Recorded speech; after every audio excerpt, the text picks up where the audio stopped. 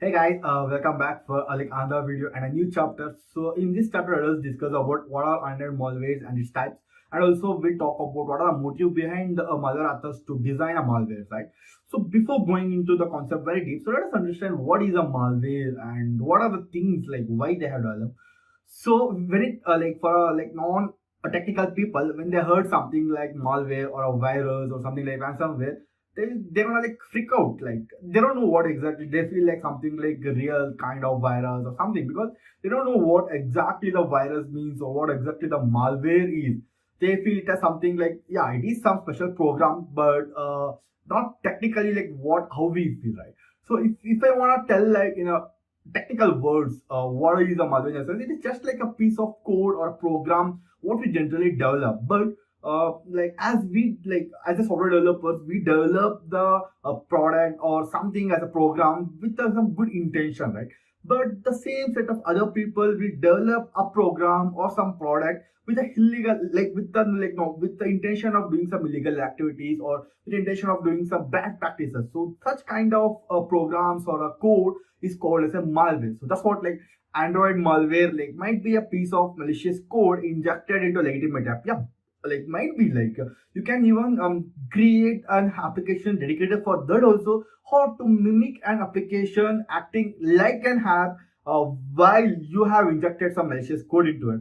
To give a small example, like suppose if you are like web developer, so obviously you would have like very good JavaScript, right? Even you can develop a malware in JavaScript. Suppose you can even like grab a user cookies or a banking details from a web browser like by using JavaScript, right? So there are like it's not rated only for JavaScript when it comes to a .NET. That's what, like if you want to run a malware for Windows, there are like .NET or some other like programming stuff for like with respect to the Windows, right? But as we are talking about Android malware, so let us talk only about Android. So here, obviously, like the most of the people will prefer like Android is Java Android. There are like other things also. So we'll talk one by one. So Android malware, as we spoke, it is like somewhat like it is a malicious code that is injected to a legitimate app or entire app designed for malicious purpose, right? So let us see what are different types of malware. The common thing is a ransomware, like where many people do, and other top like malwares are Trojan, backdoor, phishing, and spyware. So let us discuss what is like one by one. So coming to the first one, spyware. So spyware is nothing but like suppose like the name itself says like it is spying on you, right? So suppose the spywares are designed to capture your contacts data or your SMS data or your some log data or some your external storage files which are stored, like might be a photos, might be a videos, whatever you have stored in your like device, right? So spywares are mainly dedicated for that. Like we'll see how it is dedicated, how it is coded when we are doing analysis for spyware. So in this video, like let me give just a brief idea on what is the category of a malware, right? So coming to the next, the ransomware. Technically, like ransomware will do two typical tasks. Like one is majorly where it will encrypt all the data files of your like Android, and whenever you tries to like unlock or switch off it, like that's what like we call it. Whenever it booted, like it encrypts everything, like every file. That's what a ransomware is known for. And another important thing when it comes to Android, so it overlays a window or a screen overlay, like which will not allow the user to perform any option until he enters the code or a password which asks in that prompt, right? We'll show it doing analysis, like how that prompt and how we can analyze the ransomware and how we can reverse engineer and find that code, right? When we are doing the analysis of ransomware. So this is a small idea. So like that's what, like as I said, like in Android, there are two things: either it will encrypt all the disk entirely, and or it will overlay one prompt for a user where the user will be not able to perform any options or any actions other than entering a password. So third important thing is phishing. So phishing, as you are commonly know, it is like intention developed to steal your social accounts or some banking accounts or some OTPs probably. So commonly, as I see, like they will try to steal your Instagram account or Facebook account, as there is a large demand for social accounts in a black hat digital marketing, right? So this is the common scenario of Android malware, like where the phishing attack is been done.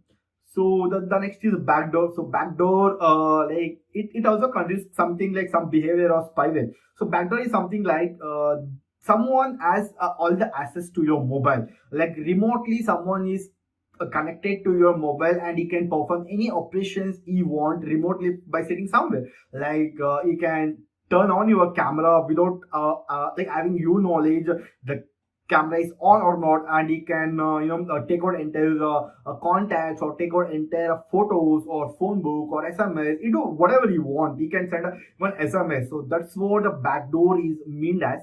So we'll even see like what are the things we can look it in the backdoor when we are doing analysis. So the another common thing is Trojan. So Trojan, we see like there are two types. One we call dropper Trojans and banking Trojans. Even Joker family. There are a lot of families. We'll talk about like each family when we are doing some case studies, right? So Trojans are something like the common main idea or intention of a Trojans is to steal your banking money or like whatever the banking details or whatever, where the intention is to steal your money mainly, right?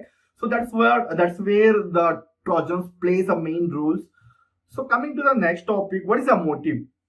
See, the all the motive behind the malware depends upon the malware author who writes that malware. So commonly, the like out of 100%, if you ask me, 90% of the malware authors write a malware. The common intention to make a money. So 90%, obviously, right? So where the rare cases happens like to take a revenge or to disturb a company or whatever to take down the reputation of a company or to demand something, and nowadays you see the Ukraine and Russia war, like that's what like interstate cyber war. Like, there are a lot of intentions depends upon a malware author. So as I say, the majority of malicious programs are designed to make a money illegally. The motives behind creating a malware can range widely from pranks and even activism of cyber threat, espionage, or other serious crimes, right? So malware writer or distributor may also be paid to infect people's device with a completely different types of malware. You have heard about the famous spyware called Pegasus, right? It is like national wide, like it's not national wide, it's like international wise. It is like spyware which has been affected a lot of devices, right?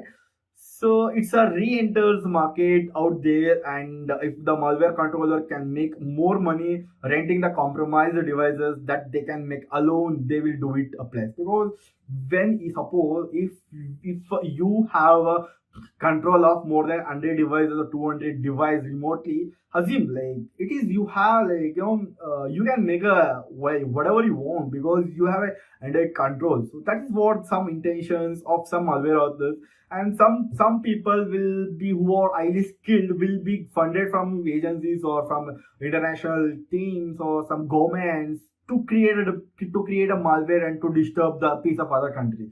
So that's what like it is completely depends upon the malware author's motive to write a malware.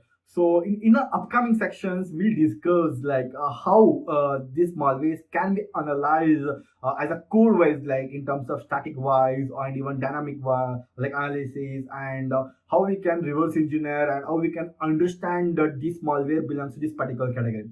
So see you guys in the next video. Bye bye.